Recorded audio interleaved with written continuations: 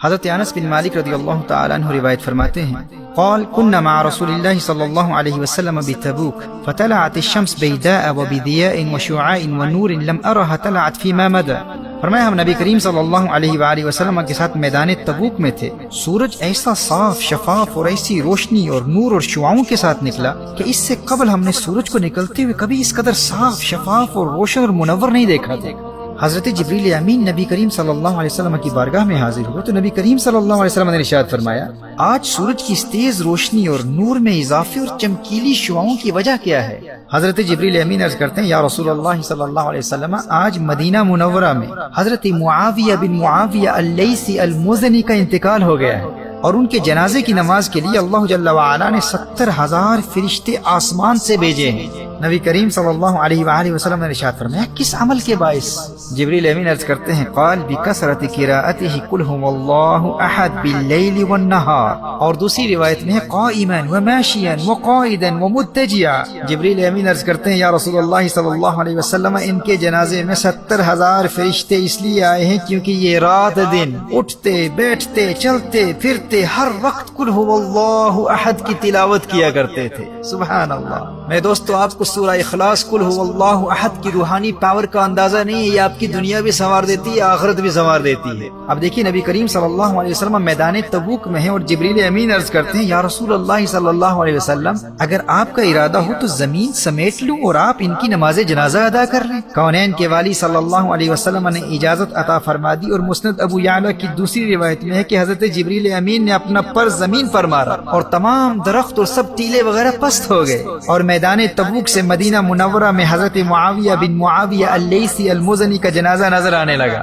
جب نبی کریم صلی اللہ علیہ وسلم نے نماز جنازہ شروع کی تو آپ صلی اللہ علیہ وسلم کے پیچھے فرشتوں کی 2 صفیں تھی اور ہر صف میں 70,000 فرشتے تھے.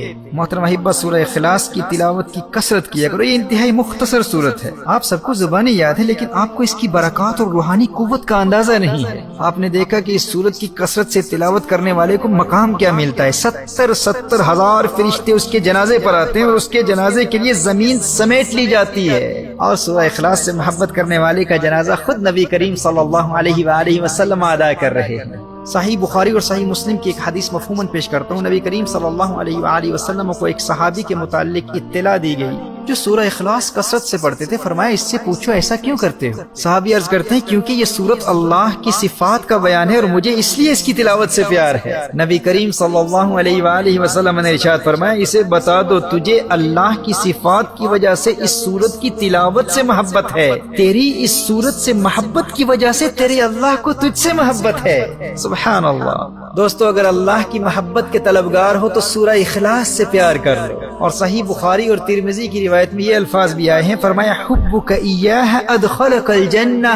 اس سورت کے پیار نے سورہ اخلاص کے پیار نے تجھے جنت میں داخل کر دیا. صحیح بخاری اور صحیح مسلم کی ان احادیث کی روشنی میں اس سورت کا پیار آپ کو جنتی بھی بنا دے گا اور اللہ کا محبوب بھی بنا دے گا. نبی کریم صلی اللہ علیہ وآلہ وسلم نے ارشاد فرمایا یہ حدیث بھی صحیح بخاری کی ہے. فرمایا مجھے قسم ہے اس ذات کی جس کے قبضہ قدرت میں میری جان ہے یہ سورت تہائی قرآن کے برابر ہے. This Surah Ikhlas, which is also known as Surah Al-Tawheed, is 1/3 of the Quran. And whoever recites it thrice, whoever recites it 3 times will gain the reward of reciting the entire Quran. 3 مرتبہ پڑھ لیں مکمل قرآن پڑھنے کا ثواب ملے گا. مسند احمد کی حدیث ہے نبی کریم صلی اللہ علیہ وآلہ وسلم نے ارشاد فرمایا جو اس سورت کو 10 مرتبہ پڑھ لے گا اللہ جل وعلا اس کے لیے جنت میں ایک محل تعمیر فرمائے گا. حضرت عمر رضی اللہ تعالیٰ عنہ عرض کرتے ہیں یا رسول اللہ صلی اللہ علیہ وسلم پھر تو ہم بہت سارے محل بنوا لیں گے. اور سنن دارمی کی حدیث ہے 10 مرتبہ پر 1 محل، 20 مرتبہ پر 2 محل، 30 مرتبہ پر 3 محل. اور میرے دوستو جسے آخرت کی زندگی سے محبت ہو اور اسے اس سورت کی برکت سے جنت کے محلات کی ضمانت مل جائے پھر وہ سورہ اخلاص کی تلاوت سے محروم کیسے رہ سکتا ہے؟ اور پھر اس سورت کا کمال تو دیکھیے کہ یہ فقط آخرت کے محلات نہیں دنیا میں بھی محلات تعمیر کروا دیتی ہے. اس سورت کی تلاوت غربت و مفلسی اور بے روزگاری کا خاتمہ کر کے آپ کو مالدار اور دولت مند بنا دیتی ہے. امام طبرانی نقل کرتے ہیں نبی کریم صلی اللہ علیہ وآلہ وسلم نے ارشاد فرمایا جو شخص سورہ اخلاص کو گھر میں داخل ہوتے وقت پڑھ لے تو اللہ تعالیٰ اس گھر والوں سے اور اس کے پڑوسیوں سے بھی فقیری دور کر دیتا ہے۔ دیکھیے ایک شخص نبی کریم صلی اللہ علیہ وآلہ وسلم کی بارگاہ میں حاضر ہو کر تنگ دستی اور مفلسی اور بے روزگاری کا شکوہ کرتا ہے۔ نبی کریم صلی اللہ علیہ وآلہ وسلم نے ارشاد فرمایا جب بھی گھر میں داخل ہو تو گھر والوں کو سلام کہا کرو، السلام علیکم کہا کرو، اور پھر ایک مرتبہ سورہ اخلاص پڑھ لو، اور اگر گھر میں کوئی نہ ہو تو مجھ پر سلام پڑھ لینا۔ محترم احبہ، اس صحابی نے عمل شروع کر دیا اور پھر اس کا فائدہ کیا ہوا؟ اس صحابی نے تو امیر ہونا ہی تھا، اس ورد سورہ اخلاص کی برکت سے اللہ جل وعلا نے اس صحابی کے پڑوسیوں کو بھی امیر کر دیا۔ غور کیجئے گا، جاہل عاملوں کے خود ساختہ من گھڑت وظیفوں اور عملیات میں دین اور دنیا کو برباد کرنے والوں، ذرا اللہ کا قرآن پڑھ کر تو دیکھو، جب بھی گھر میں داخل ہو گھر والوں کو سلام کرو، سلام کے بعد صرف ایک مرتبہ سورہ اخلاص پڑھنے کی عادت بنا لو، اور پھر دیکھو اس محمدی وظیفے کی برکت اللہ جل وعلا تمہیں دنیا اور آخرت کی دولت سے کیسے نوازتا ہے۔ ترمذی کی حدیث میں ہے کہ جو شخص سونے کے لیے جائے اور داہنی کروٹ لیٹ کر 100 مرتبہ سورہ اخلاص پڑھ لے تو قیامت کے دن اللہ جل وعلا ارشاد فرمائے گا اے میرے بندے اپنی داہنی طرف سے اپنی دائیں جانب سے جنت میں داخل ہو جا۔